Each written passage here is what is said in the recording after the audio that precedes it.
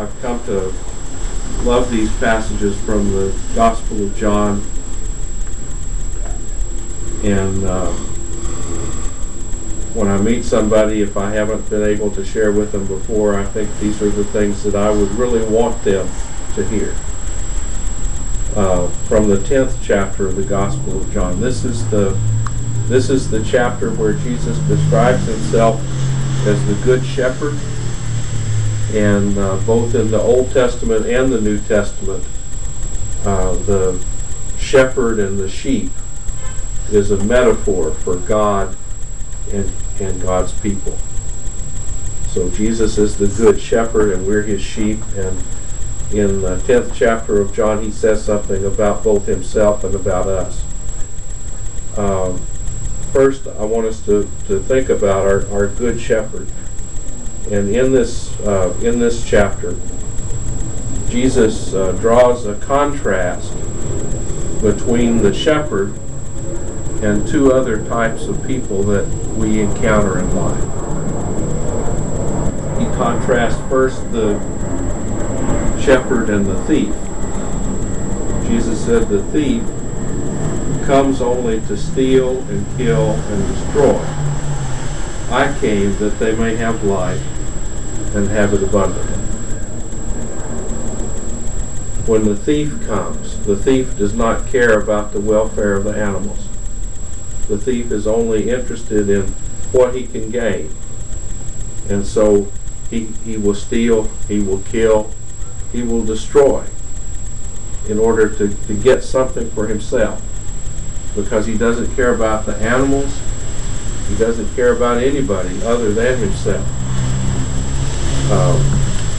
In the world that Jesus lived in, the world of both the Old Testament and the New Testament, things were different.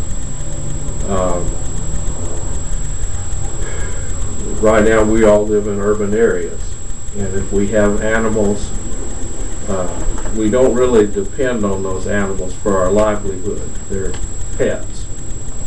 Dogs, cats, even some people keep horses. But they don't depend on those horses for their livelihood. They don't use them to work the fields. They don't use them really for necessary transportation. They're like pets. They use them for recreation. But in the biblical world, people depended on their animals. And the Bible has much more to say probably about sheep and goats than it does about cattle and horses, because the landscape there is a lot like it is in Southern California. You know, when we have a good rainy season like we're having now, in the spring the hills around will be covered with grass, but it doesn't rain throughout the year. And so the amount of grass that's available for animals to eat is limited. Mm-hmm. And bigger animals, you need more grass. So the average folks in the biblical times, the working people, rarely had enough resources to keep large animals. So they kept small animals, and they depended on them. You know, when we think about mealtime, there's a whole lot of us that want to see meat on the table. But they didn't use a lot of their animals for meat, because they depended on those sheep and goats not just for meat, but for a source of income. So they would shear the wool and spin into yarn and weave cloth. That was their clothing.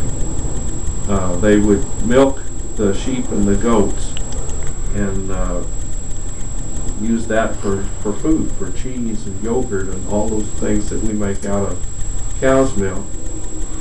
And once you kill an animal, you don't get any more wool, you don't get any more milk. So it was a rare thing. That was their bank account, the number of sheep and goats that they had, because there were no banks. And even today, you can't eat silver or gold or dollars. At some point, you know, you need meat or cheese or bread. And so if you remember the stories in Genesis about Abraham, or even the book of Job, the first chapter where it introduces the man Job as a wealthy man, it doesn't say how many dollars and cents he had. It tells how many sheep and goats and donkeys and children he had, because that was his wealth. Prosperity. The thief is not concerned about the animals. He's not concerned about somebody else's livelihood and future. He takes and kills and destroys and leaves. But Jesus said the good shepherd came that they may have life and have it abundantly, because the sheep belong to the shepherd. Like I said, the shepherd would not slaughter an animal lively.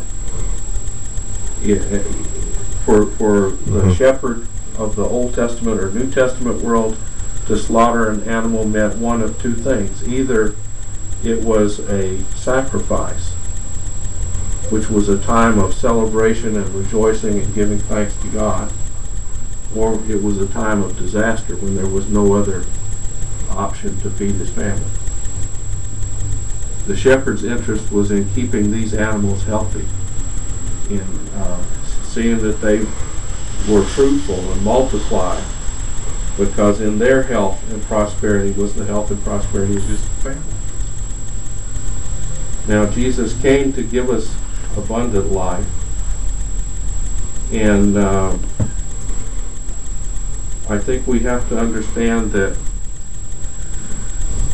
our lives as men and women, as human beings, are not measured just in days and months and years. That's not what makes a life abundant, how long it is.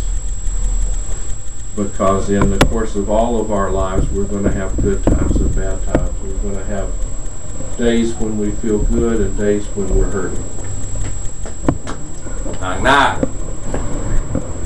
What makes our lives abundant is the quality of life and the relationships that we have with, not only with God, but with the people around us. And I can tell you that in the course of my work, I've visited a lot of different homes and families, and seen a lot of people, who were coming to the end of their road. And the ones, to me, that had abundant life are the ones who had people around them who cared, whether they were older or whether they were younger. Because sometimes there can be a person who's had a lot of years, and maybe even in the course of those years, a lot of dollars and cents and some of the other things that we sometimes attach importance to in life. But when it comes to the end of the journey, there doesn't seem to be anybody there to care. I wish I could say that that whenever somebody comes to the end of their journey or nears the end of their journey in sickness and pain, that there's a brother or a sister ready to take them into their home and see that they get the care they need, but I can't say that. There are some people who, for whatever reason, are estranged from family, estranged from friends. There's nobody that they feel like they can turn to. That's not, to me, abundant life. Abundant life is having a relationship with God and having a relationship with people. Being ready to be there for them and knowing that they'll be ready to be there for us. So the first contrast Jesus draws is between the good shepherd and the thief.